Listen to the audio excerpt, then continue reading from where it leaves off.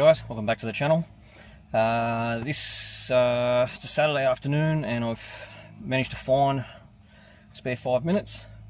So actually I managed to find 5 minutes during the week as well. So the red Cosmo, I had it on the dyno, and last time the fuel pressure was dropping, so we didn't really get the results or get to where I wanted to be with the car. So having a look over it, the first thing I noticed was the factory fuel filter was still in there. And when I say the factory fuel filter, I mean the original one that it came out of the factory with. Now the car had 76 or 77,000 Ks on it, but in the last 35 years, I don't know how much shit has gone through that filter. I didn't know the condition of it, and something that I just completely had overlooked. So I've pulled that out and I've got a replacement filter, put a new filter in it. I also pulled off the fuel reg that was on there and changed that over for another one because of where I had got that fuel filter from. Long story, I think it was on something that I'd bought and pulled it off, and I don't know, whatever happened. Anyway, so it was just literally sitting on the shelf. So I had that fuel reg on there, and I know that I had put a Walbro 525 in the tank, so I should have more than enough fuel supply, even with the factory fuel lines. So yeah, changed the fuel filter, changed the fuel regulator, and I can say by seat of the pants, just sort of driving up the street, I can't notice anything any different.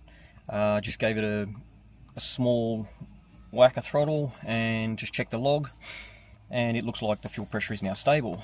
So with the 9.5 pounds of boost, I've got 9.5 pounds extra of fuel pressure. So I think what I will do now is I'll bolt it up on the dyno and run it up and find out exactly where we are compared to where we were with the Microtech and the factory twin turbos. We'll see what it was on 12 pounds of boost. I think we were like 330, 320, 330. I'll have to have a look. But yeah, the goal is, or the idea is that with the G42 and the Haltech on it, I will run it up on 12 pounds and see what gains we got. And yeah, so let's get this, enough jibber jabber, get this bolted up on the dyno and see what we can make. So just a quick recap, it was a G42 that we put on there with a 60mm HKS wastegate. We put the Haltech Elite 750 on it. I have swapped out the fuel reg, and somewhere down in amongst that clusterfuck is a factory style fuel filter. All the fuel lines, etc., all remain as per original. So yeah, let's get on the dyno and see what we can do.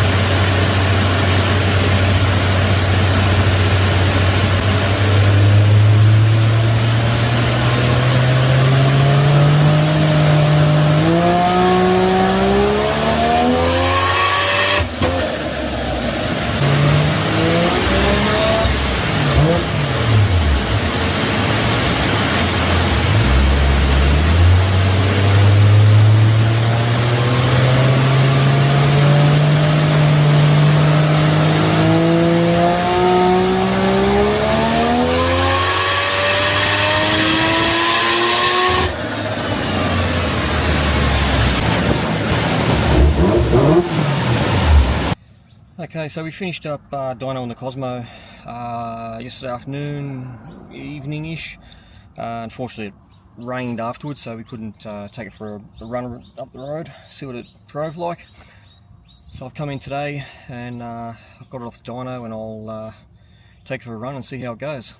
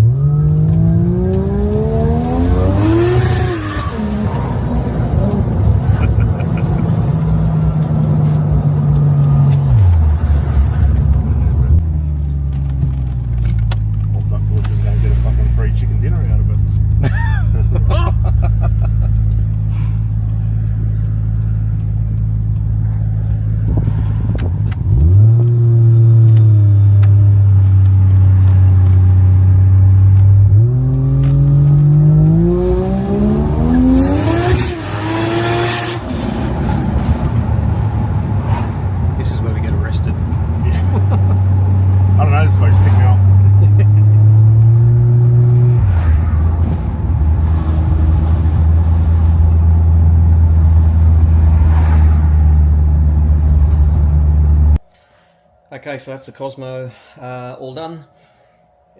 Drives really well. Very torquey. Probably first gear is maybe a little docile, I guess you could say. But once you're sort of actually rolling at sort of 20-30 kilometers an hour and you accelerate, it's just instant torque. Like it, looking at the boost gauge, as soon as you roll into the throttle, it's straight into positive pressure. So yeah, very responsive, really good, very happy with it. As for the results, so what did it make? About like 407, 8, 9, whatever it was.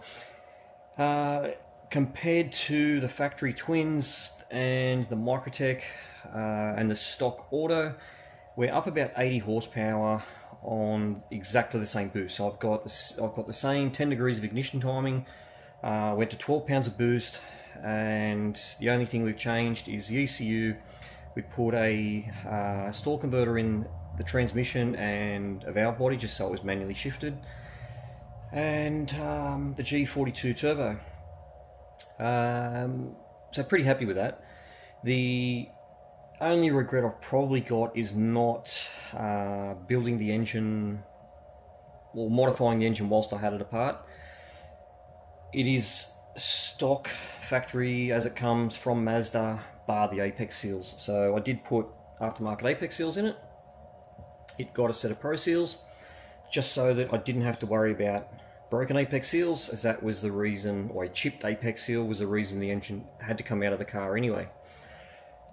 After running it up onto 12 pounds of boost and making that bit over 400, just adding a degree of ignition timing picked up a substantial gain, and I wound the boost up to 16 pounds, and from that 12 pounds of boost making 400 and something, every pound of boost I put in was a 40 horsepower gain. So it's definitely just starting to come into the efficiency of that turbo, and with that little bit of extra boost it just takes off. But I have to keep in mind the engine, it's not started, it's not dialed, it's just stock standard Mazda stuff, so I don't want to pull it out again, I don't want it broken. And it's hard not to be greedy because we're always chasing power, and it's always good to say you've got more than the next guy, but the reality is it will make well over 500, but how long is it going to last on the street? Now, I am selling the car, it is for sale. If I keep the car, it's just, it's not a daily driver for me. It's just something that's going to get beat on, and I'm sure whoever buys it is just going to beat on it as well. So if I run it on the ragged edge, and whether it be myself beating on it or the next owner that beats on it, the results are going to be the same. It's going to be ripping an engine out and cracked plate, whatever. So at the moment it's super safe. It's on 10 degrees of timing and 12 pounds of boost. It's on pump 98 fuel. It's got more than enough power to spin the wheels. You just got to mash the throttle and it's a tyre fryer. So it is a really fun car to drive. I think the Cosmos are pretty cool. Not everybody's cup of tea. They're a big car. They've got a lot of technology and a lot of luxury for a early 90s vehicle. But I think once you drive one, you sort of start to appreciate how well they drive, how well they stop. Although that one does have a brake upgrade on the front. But they just cruise. They're so smooth, so smooth. Even with the coilos in it, they cruise so smooth. So yeah, that's it. That's all done. Let us know what you think. Was the expense and the work involved in putting a G42 and the torque converter and valve body, was it worth the gains? Yeah, let us know in the comments. Personally, I think it was well and truly worth the gains. Those two things alone, I think, transformed the car. Putting the Haltech in just made the car so much nicer to drive, a lot smoother, and if you do pay attention to The dyno sheet, you'll see the torque, the boost control, and the wideband. It is so much smoother compared to what it was previously. So yeah, alright, that's it. Thanks for watching. Don't forget to like, share, subscribe, and I shall see you on the next one.